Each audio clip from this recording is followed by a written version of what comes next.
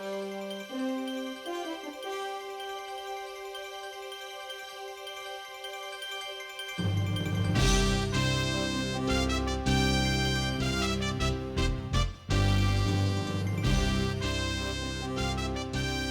we are at Lesson 17. Isn't this fantastic? You just have Lesson 17 and Lesson 18. You'll be through with the entire program. I hope you've done this in 30 days. I hope you've been proving to yourself that you have a fantastic mind, that your mind is infinitely upgradable, and that everybody is a genius. There's a genius in every person. It's learning how to bring out that genius in people. Dr. Howard Gardner, in his book Multiple Intelligences, has found that in his first book, there were 7 intelligences, and now they're saying there's 8, 9, just many, many intelligences, and that we need to honor the different intelligences in every person and seek to bring out the genius in every person. On this lesson, Lesson 17 and Lesson 18, we're going to expose you to something that I really enjoy. I love these 2 lessons. This next hour to finish the program, we're going to teach you some great applications that'll be good for you, good for your children, good for co-workers, and learning the 10 secrets for successful spelling. These are my 10 secrets for successful spelling. Now, this section, 10 secrets for successful spelling, is so crucial. Let me ask you this question. Do you have any difficulty in the area of spelling? For example, if I were to give you this word, judgment, how would you spell judgment? You say, well, Jack, that's easy. It's judge, J-U-D-G-E, and then ment, M-E-N-T. Jack, that's easy. Well, if you'd spelled it that way, with the E between the G and the M, you spelled it incorrectly. There is no E between the G and the M in judgment. It's actually spelled J-U-D-G M-E-N-T. There's no E between the G and the M. And you think, oh, wow, I thought I knew that. What about the correct pronunciation of words? Do you pronounce words correctly? Let's take the word temperature. There's actually 4 syllables in this. It's temperature. It's not where most people pronounce it temperature, like 3, they'll pronounce 3 syllables. Are you aware of the syllables? Are you aware of the diacritical marks, the marks over the different vowels and perhaps under the consonant that gives it different sounds? You're aware of the 6, or some people say the 7 diacritical marks. So very important. Well, in this lesson, you're going to enjoy this because it'll be great for you sitting down with children, helping them in spelling. Some phenomenal secrets. I mean, these are breakthrough secrets of the best spellers in the world. They use these. Many of these we found they use these naturally, but we're going to show you how to make them conscious secrets where you'll be a phenomenal speller. Breakthroughs in spelling, winning spelling bees and competitions with these 10 secrets for successful spelling. Are you ready? Are you excited? I love this section. Some great stuff in it. Now, number 1 is you want to make sure that you lock the definition in your mind. First thing is locking the definition, is getting the meaning of the word. What's the word mean? Let me tell you a little story. One of my students, Bill, came to me in Fort Lauderdale, Florida. That's where I live. And he said his teacher, she told him, Bill, you need to drop out of this course because you're such a terrible speller. You need to quit this course. You'll never do well because you spell so poorly. And he's learning a lot about the anatomy. I said all the words in anatomy. She said, you can't spell any of these words. You need to drop out because you're not meant for this. And so it hurt him deeply. It really affected his self-esteem. And he came to me and said, Jack, can you help me? So I sat down with him, went through the whole program in this You're a Genius program, and then introduced him to these 10 secrets of successful spelling. And he said, well, I've got a word, Jack, and see if you can help me spell this word. It's gastrocnemius. And I said, okay. He said, I bet this is a tough one for you. This will stump you. And I said, well, I really don't think so. I said, once you learn how to spell and pronounce I know the meaning of the longest word in the English language, pneumono ultramicroscopic silico volcanoconiosis. That's 45 letters long and 18 syllables. Do you hear me? 45 letters long and 18 syllables. I really don't think I'm going to have a problem with any word you give me. So the first of these 10 secrets is connect the meaning to the word. Lock in the definition in your mind. So gastrocnemius, this word, again, means the muscle. This is the muscle in the back of the leg. This is the lower part of the leg, below the knee. This is normally it's called the calf muscle. So we linked this together and was going in and getting the definition. He said, well, how would you link the definition with this? I said, well, first of all, let's turn gas. Let's take the term gas. We can just have something you can unite and relate it to. Gas is in the very back of my calf. I having, let's say this is blowed up of gas. There's gas. Somehow gas got into my calf. So I'm first of all linking it to the calf with the word gas, and that part of that. So I began to teach him and show him how to do this. Now the second rule, number 2, the second rule is you want to give the correct pronunciation of the word. You want to know the correct pronunciation of the word. Then I asked Bill, I said, Bill, has anyone ever taught you all 6 diacritical marks? Has anyone ever taught you that? How to pronounce words with these marks, these diacritical marks? He said, diacritical what? He said, what in the world are you talking about? I said, the diacritical marks, these are the 6 marks that you have over your different vowels. And then you'll have sometimes marks under the consonant to let you know if it's a hard sound for consonant. But there is primarily 6 major diacritical marks. And I said there is the tilde. And I taught him this. Look in your book. You'll see this in lesson 17. So the tilde, this is the first one I taught him. I said the tilde, this is the little wavy line over the N where you have the word canon, or the word senor, and your Spanish word for mister. And it's a nasal sound. It's an NY sound. Senor, canon. It's the NY sound. So it gives it that sound. So you want to know these marks that tells you precisely how to pronounce the word, helping you with the correct pronunciation of all the words. It's very important because it sounds bad when you're pronouncing words and you're not pronouncing them correctly. People know, well, he doesn't know. He's never been really exposed to that word, perhaps.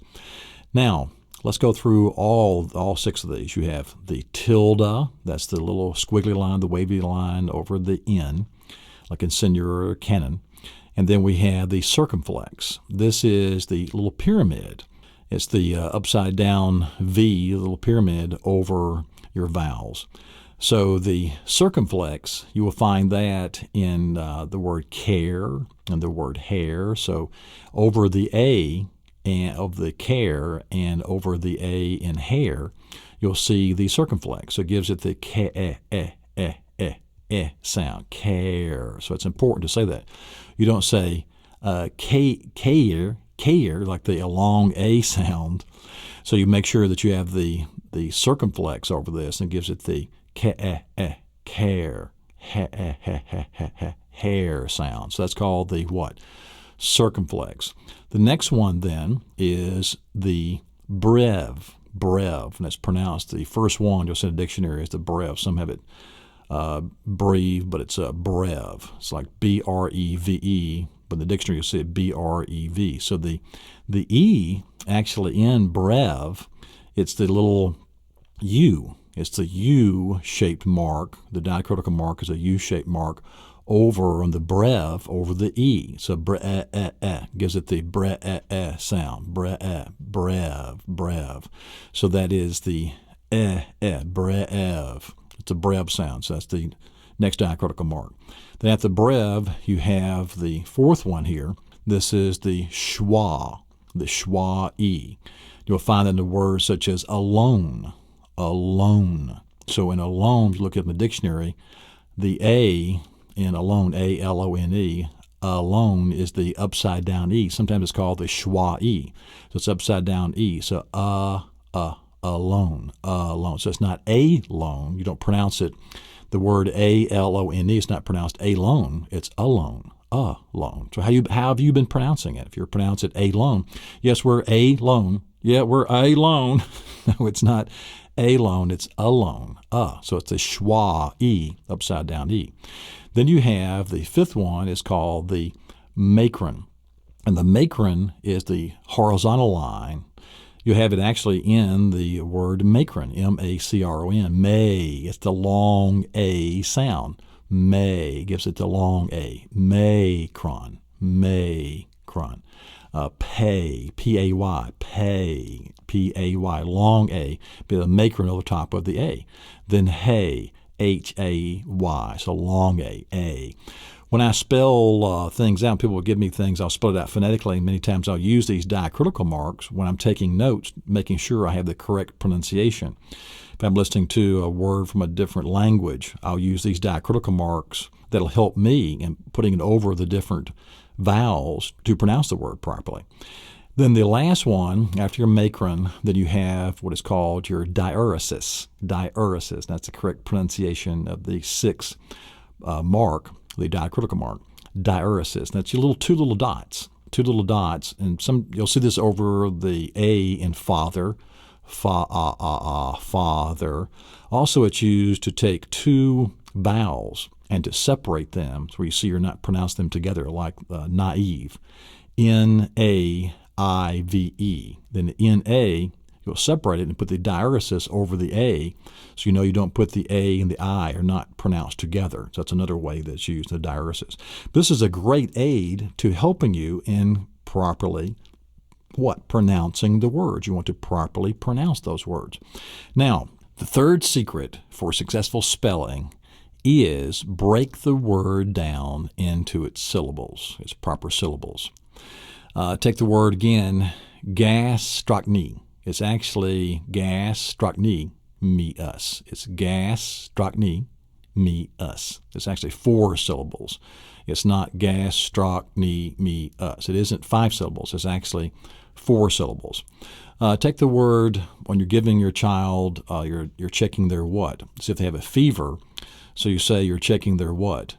Temperature. So it's temperature. It's actually 4 syllables and not 3 syllables. It's not temperature. But almost everybody pronounces it temperature. And I do the same thing when I'm in a hurry. I pronounce it temperature. Well, check our child's temperature, but it's actually temperature. So it's actually 4 syllables. You take the longest word in the English language. Guess how many syllables this is? I told you earlier. This is 18 syllables long. Look at this. Watch. Look at it in your notebook here. It's 18 syllables. It's 45 letters long. And then we're going to learn to spell it in the lesson 18. We'll learn how to spell this word. But let's look at the syllables of this. It's really something interesting to see. It is nu, mo, no, ultra, my, crow, scop, ick, silly, co, ball, king, no, cone, knee, o, sis. There it is. That's 18 syllables long. Isn't that amazing? So the fourth secret for successful spelling, you want to find the part of the word that you already recognize. Find the part of the word that you already recognize. Let's go back to gastrocnemius. So in gastrocnemius, you already recognize gas. You say, okay, I recognize gas in the word.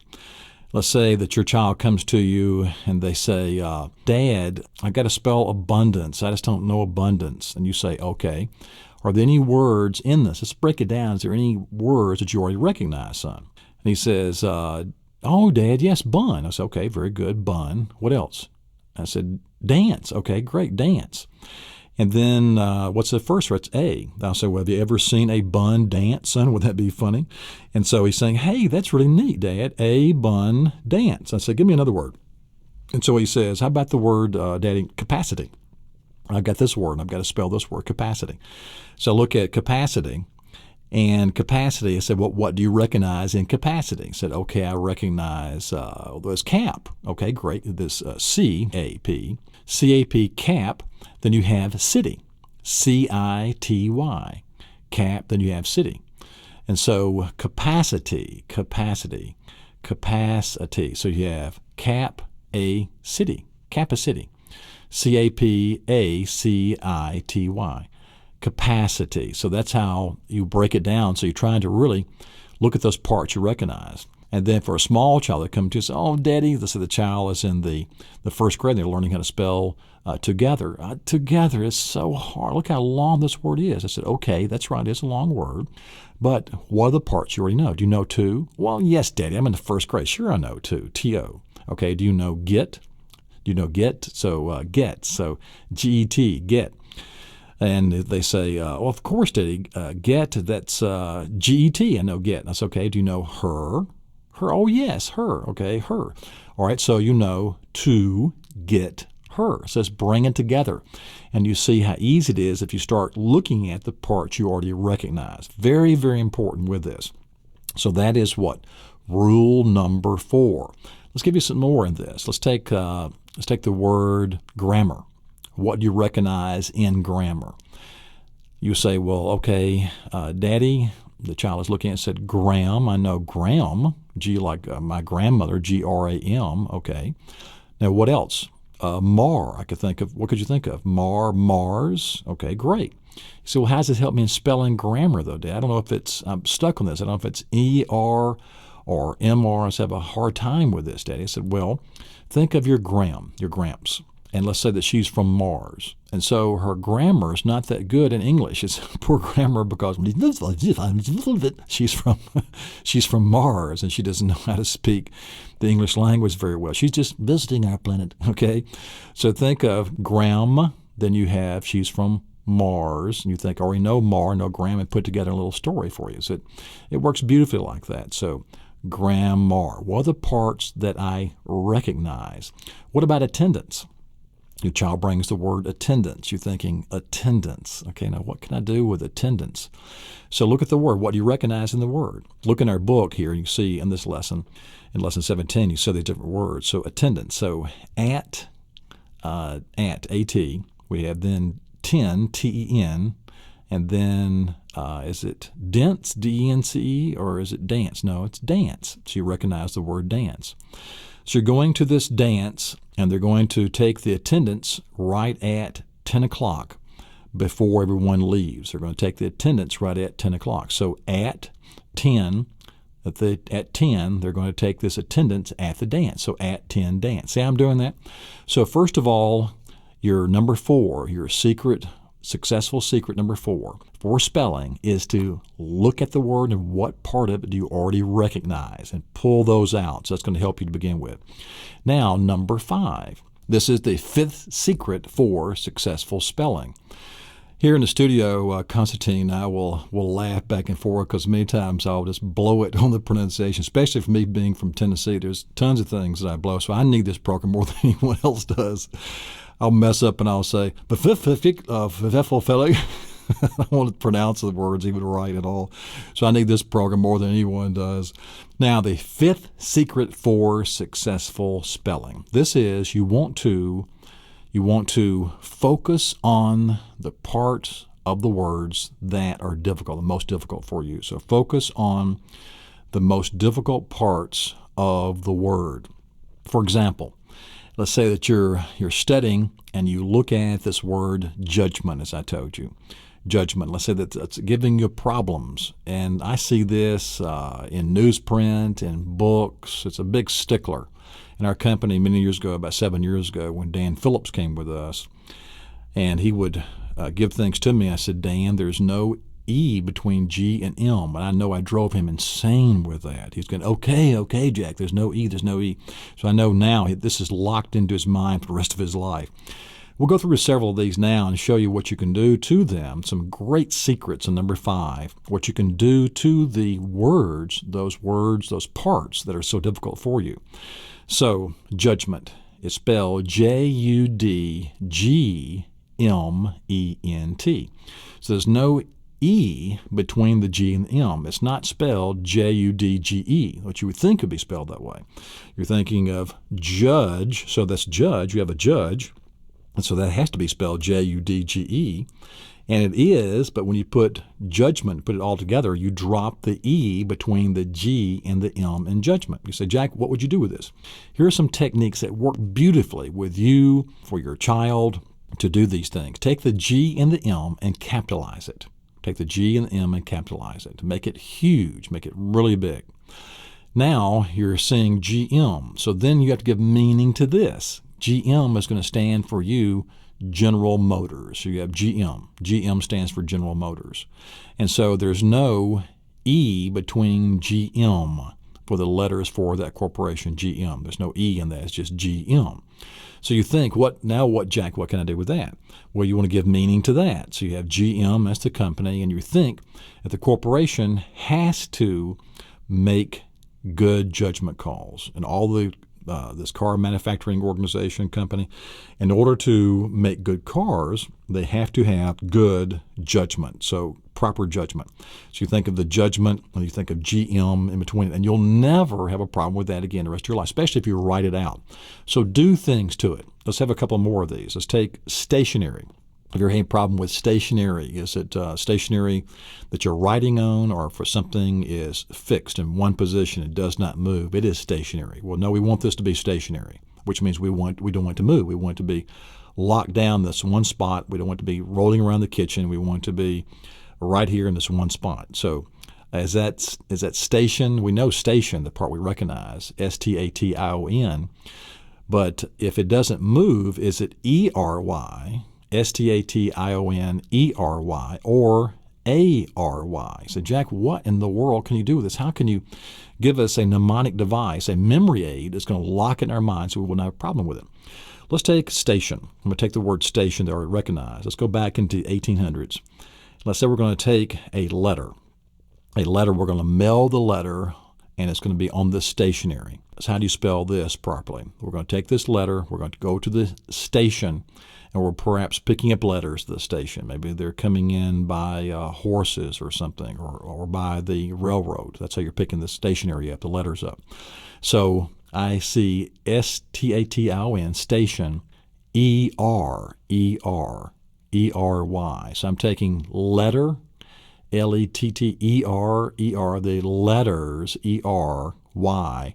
And so I'm bringing out the ER. That's telling me that it's about letters. I'm going to pick up letters, LETTER, letter, ER. So no, the ERY tells me it's letters. So I'm going to the station to pick up letters. That's got to be stationary letters, writing materials. That tells me it's writing materials. I'm writing these letters. Now, stationary, STATIONARY, stationary, ARY. How do you do that? Let's say we're at the station and we see this archway. Look at this ARCH, this archway. AR tells me the archway has been there for 50 years now? It's been there for a long time, so it doesn't move. So it is stationary. It is fixed in one spot, stationary. So see that, stationary. Let me give you another one. Let's take principal. Principal or principal, the principal of the school. Mr. Jones is the principal of your child's school. He is the principal. Now, is that spelled PRINCI, PLE, or PAL? How do you spell that? The last part of it, is it PAL or is it PLE? So PLE is a rule. That's a rule. So this is the principles we're going to adhere to. In working with music and music theory, we have the principles, the certain rules we're adhering to in music. So that's principle, that's PRINCIPLE, that's the rule. And principal of the school, that is PAL. So how would you do this? How would you differentiate it, and what some memory devices, some you are a genius memory device that you could use to lock it in your mind and not forget it? So see PAL on the end for the principal of your school. Let's say he's a great pal of your dad's. My dad has known the principal for many years, and he's my dad's pal. They've done things, grew up, went to the same schools together, and they're pals. So PAL, pal. So the principal and your dad, they are pals. PAL. So like a pal. Now principal principle, PLE, the ending LE, PLE, this is the rule. So let's think of the prince. Let's think of the prince, and he has all these rules. The prince, I'm doing the first part of it, prince you recognize. And he has all these rules he's going to give you. He's giving you all these rules out to all the people in his kingdom. And you come to him, you're his advisor, we'll say. You say, Prince, all these rules you're giving out, you need to obey the same rules. You shouldn't be above these rules. You need to obey the same rules you're giving out to the people. And that will please them. And they'll be very, very pleased with you if you do this. So I'm having please, P-L-E, see? P-L-E-A-S-E for please, but I'm taking the P-L-E part, first part of please, and I'm connecting it to the prince. And so we've got the prince, and he's got his rules, and we're going to please the people if you obey the same rules, or the prince is pleased if you obey his rules. So he is pleased if you obey his rules, the prince is. So there's different ways of locking this in your mind. What about the words accept, A-C-C-E-P-T, accept, and accept, E-X-C-E-P-T, accept, and accept. They actually pronounce differently, but people will confuse them all the time. Well, how do I use those? How do I use these words? Accept is to receive something, to accept, A-C-C-E-P-T. To accept something is to receive it. And accept, E-X-C-E-P-T. This is exclusion. It's the idea of excluding something. So to accept, A-C-C-E-P-T. Let's take A-C, the first part of it, and I'm thinking of the word actor. This actor, Jim, who is the actor, you know the Jim, your friend who's an actor, he accepted the role in the play. He's accepted the role in the play. And accept, E-X-C-E-P-T, to accept. This is exclusion, so you're being excluded from something. And you're thinking here, how to lock this in your mind, that your ex-husband, everyone received the part except your husband. So he was excluded. So this is dealing with the idea of exclusion. Everyone received their part in the play except your ex-husband. So he was excluded. So that's the idea of exclusion here. So this is some different techniques in showing you here in the fifth secret for successful spelling of how to, the different parts of it, what you can do for the different parts of the word. Believe, B-E-L-I-E or E-I-V-E. We'll never believe a lie. So take the word lie, capitalize lie in the middle of believe. Now let's go to Lesson 18, continue with our 10 secrets for successful spelling.